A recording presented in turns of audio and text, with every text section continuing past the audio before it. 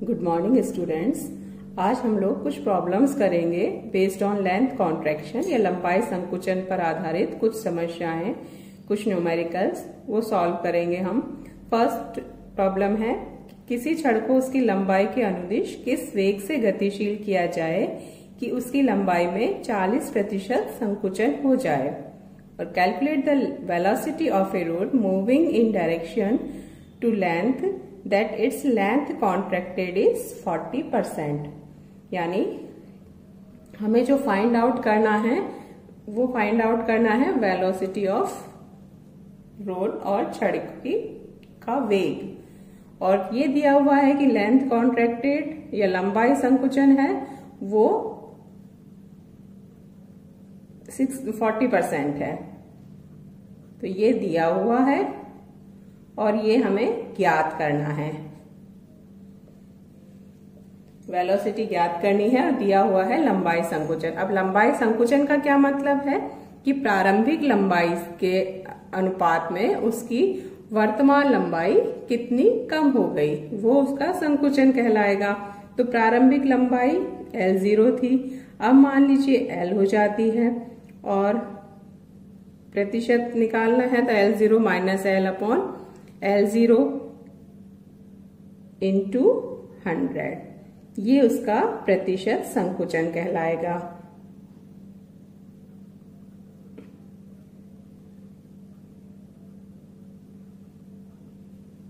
यानी 100 से गुणा करने पर जो मान है वो यहां पर 40% है, यानी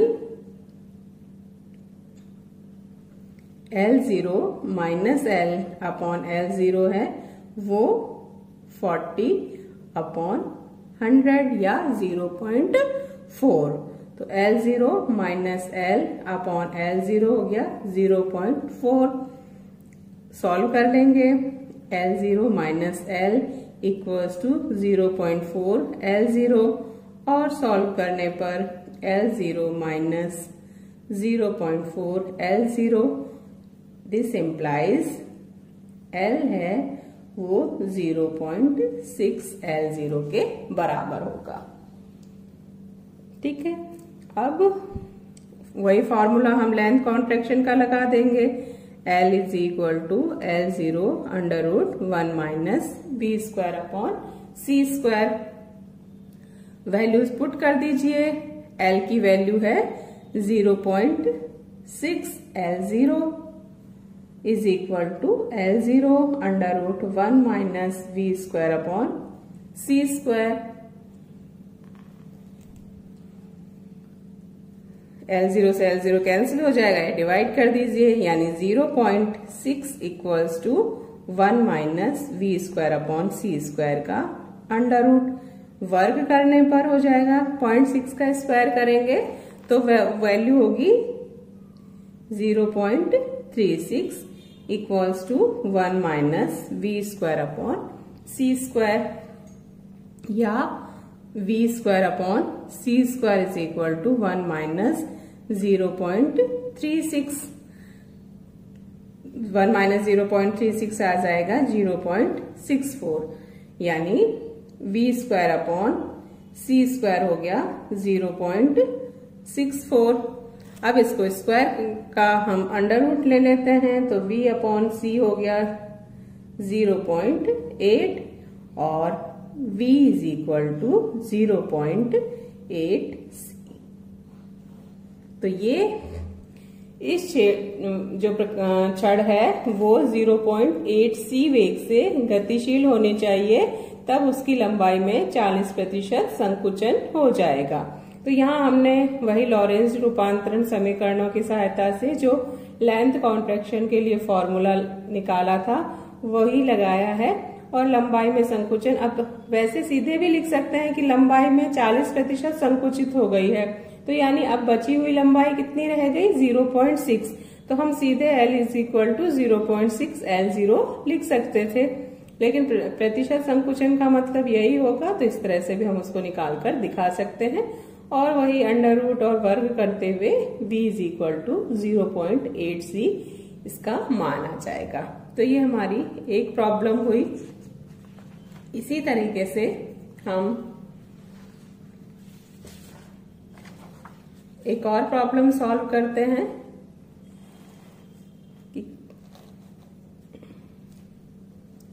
किसी अपनी लंबाई से 60 डिग्री का कोण बनाती हुई दिशा में 0.8 सी वेग से गतिशील छड़ के प्रतिशत संकुचन की गणना कीजिए। यहाँ पर हमें प्रतिशत संकुचन ज्ञात करना है और दिया हुआ है कि जो छड़ है वो अपनी लंबाई से 60 डिग्री का कोण बना रही है और लंबाई की उसी दिशा में वो 0.8 सी वेग से गतिशील है। यानी ये मान लीजिए हमने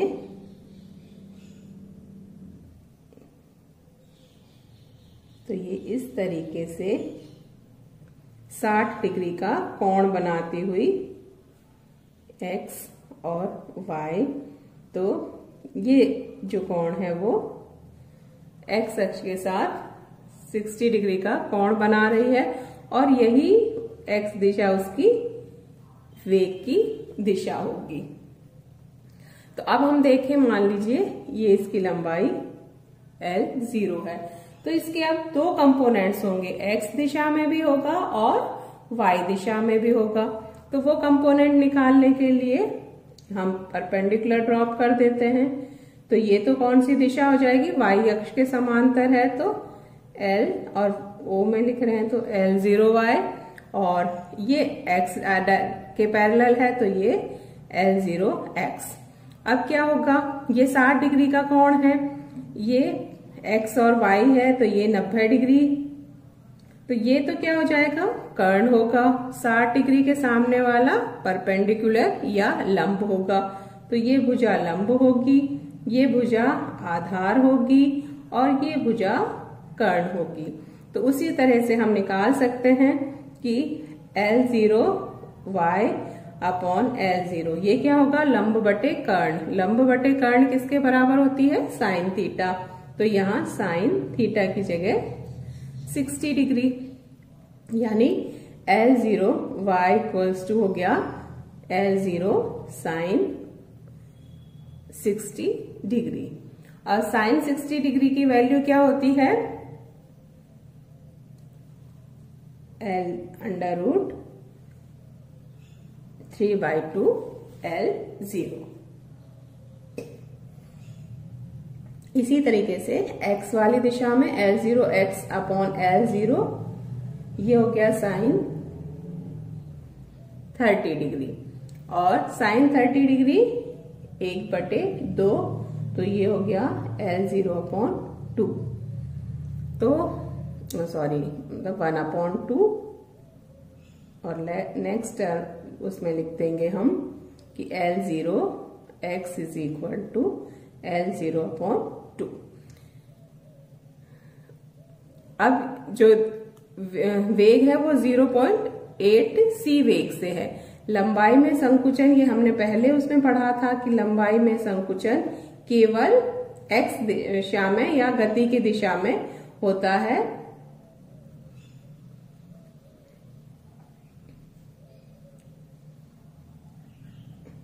और यहाँ पर ये x दिशा के साथ 60 डिग्री का कोण बना रही है, तो लंबाई में संकुचन यानी यहाँ पर केवल x दिशा में।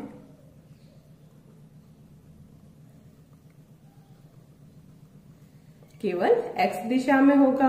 अब वो होगा कितना कि L यहाँ पर x लिख देते हैं, वो L0x √1 minus v² upon c², वही L is equal to L0 √1 minus v² upon c² से यहाँ पर ये दिखाने के लिए कि x दिशा में हो रहा है, क्योंकि दोनों कंपोनेंट्स हैं, तो वो हमने Lx is equal to L0x √1 minus v² upon c²।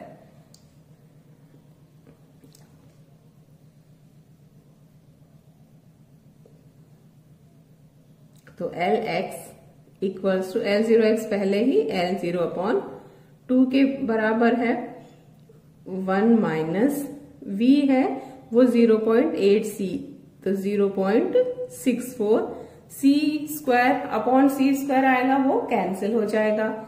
1 minus 0.64 क्या होगा, 0.36, और 0.36 का अंडर रूट क्या होगा 0.6। तो LX is equal to 0.6 upon 2 L0 और LX is equal to 0.3 L0। और y दिशा में वो सीधे सीधे किसके बराबर होगी L0 y के, क्योंकि y दिशा में कोई संकुचन नहीं होगा, संकुचन केवल गति की दिशा में या यहाँ पर x दिशा में होगा। तो Ly जो स्टेशनरी अवस्था में होगी L0 y के बराबर ही होगी और L0 y बराबर है अंडर रूट 3 अपॉन 2 L0 के। तो अब लंबाई कितनी हो गई under root LX square plus LY square. Put कर देते हैं values.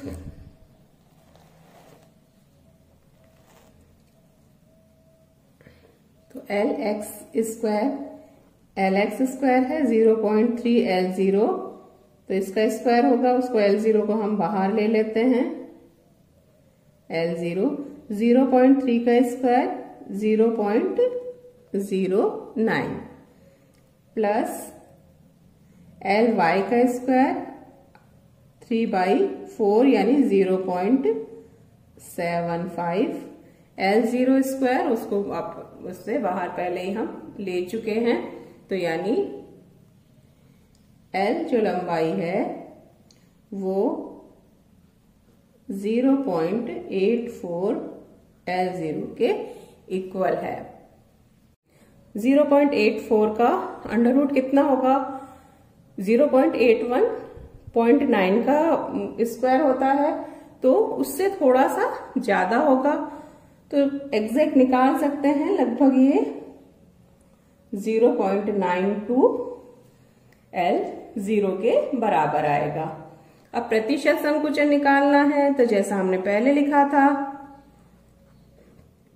L0 minus L upon L0 into 100, ये उसके प्रतिशत संकुचन के बराबर होगा।